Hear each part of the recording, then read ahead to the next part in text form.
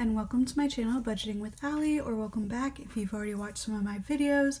If you haven't already, please do consider subscribing and hitting that bell icon so you'll be notified anytime I post. I almost didn't realize February was almost done and I hadn't written down my March budget yet. Thankfully I remembered, but it was a close call. But yeah, so March is actually my birthday month. So I might use some of my spending money to get myself a little something. And if I pay off my provincial student loan with my tax refund money, which hopefully I'll get in March, I will definitely be getting myself a little something. That would kind of be a celebration for paying off my provincial student loan, but also for my birthday. And it'll probably be a plant because I'm a crazy plant lady. You've heard of crazy cat ladies. You haven't heard of crazy plant ladies. But yeah, so, oh, and the other thing that is coming up is in Canada, or at least the province where I live, we have 3 stages to get a full driver's license. I got my beginners and moved through the stages a little bit late in life, so I am currently on the new driver phase, which lasts for 2 years, and you do have to do a driver's ed type course, though you don't have to do the full course, you can just do a day-long thing, and as long as you have a certificate proving you did it. Once that 2 years is up, then you can get your license changed to a restricted license, which I think there's 2 restrictions on you in that point, and you have that license for another 2 years, and then you're finally a fully licensed driver. I am going to be upgrading in March to that R license, however, which is free, but I do have a new address. Well, not really new, I've been living here for a while, but I didn't change my address until after I had gotten my license, this license, so I am going to pay to get a new one, just because I don't want to get pulled over and not have the piece of paper that says my address is changed, and then scan my license and the addresses don't match. So I'm gonna get that new one, and then that way, just to be safe. Alright, let's dive into the budgeting. So, as per usual, I get 2 paychecks, one on March 12th and one on March 26th. And I am hoping to get I'm gonna do my best to get my taxes done during this time.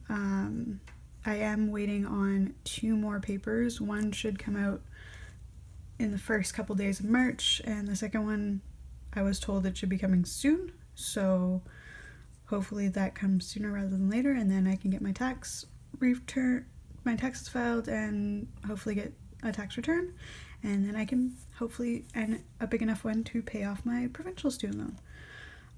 Okay, so my salary is $1,294.99, so I'll get that twice in March, which comes to a total of $2,589.98.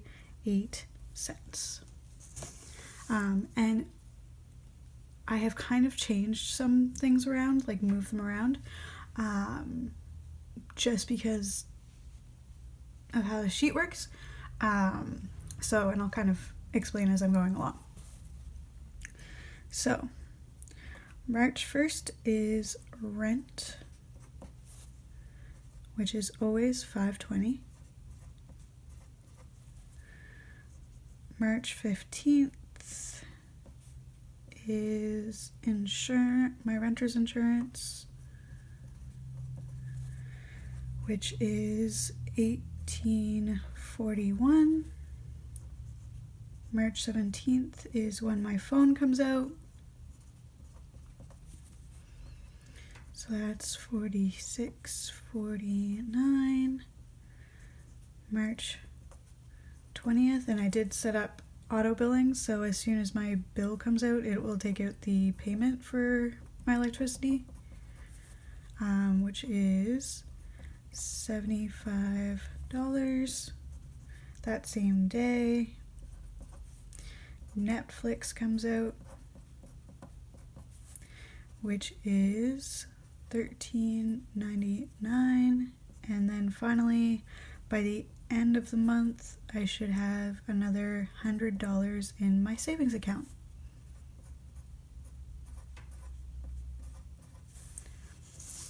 So altogether that comes to $773.89. My debt payments come out at the end of the month, and I might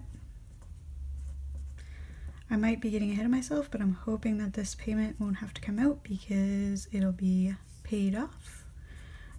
So $107.71 for my provincial loan. For my federal loan, it's $513.53, and altogether it comes to $621.24. And what I'm thinking of doing once my provincial student loan gets paid off is changing my federal loan payment, because I can do that, so that they'll take out the $621.24, and then that way I don't have to worry about accidentally spending that, or spending more because I don't have that payment and I know it. I'll just up my federal loan payment and then it'll all be good. Okay, so next up is my variable expenses, which, I'm counting as my cash envelopes, my debt snowball, and my bank fee, because all of those are kind of changing for the most part. Or I don't spend the entire amount. So for giving, it's $260. Restaurants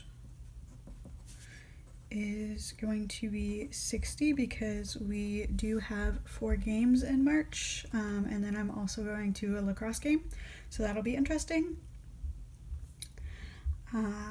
So I do need that money, although again I still have gift card money. So for fun money, I'm budgeting the normal $40. For groceries, it's $125. Bus is $82.50, which I could probably move that over to fixed expenses, but I like keeping it here. For my debt snowball, I figured it out, and I should have $364.85. For my license upgrade, it is, slash address change, it is technically $25 from what I can find online, but I'm budgeting $30 just to be on the safe side. And my bank fee, I always budget $22.50.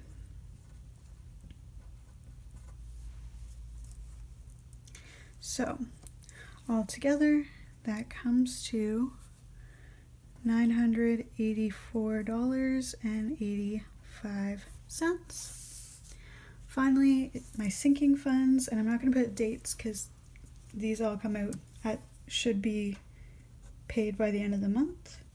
So for vacation, it'll be $20. Gifts is $100. MISC is $20. Subscriptions is $20. 50. Hockey is 50, which altogether comes to $210, which creates a zero-based budget, which means that everything that is coming in is going out in the month of March. And if you haven't watched any of my previous videos, I don't have a buffer, but that's because what I do is I keep my debt snowball until the first paycheck of the next month. So for March, I'll be holding on to that payment until my first paycheck of April. And then I will I'll pay it so that I have kind of a buffer so I don't have to worry about going overdraft or something unexpected coming up and having to use a credit card. But yeah, so that is my budget for March. I'm looking forward to it, and I'm hoping that my tax return is as good as my tax man said so that I can get rid of one of my little student loan debts. But yeah, so as always, please do consider subscribing and hitting that bell icon so you'll be notified anytime I post. Don't forget to like and comment. I love hearing from you. And yeah, until next time, bye.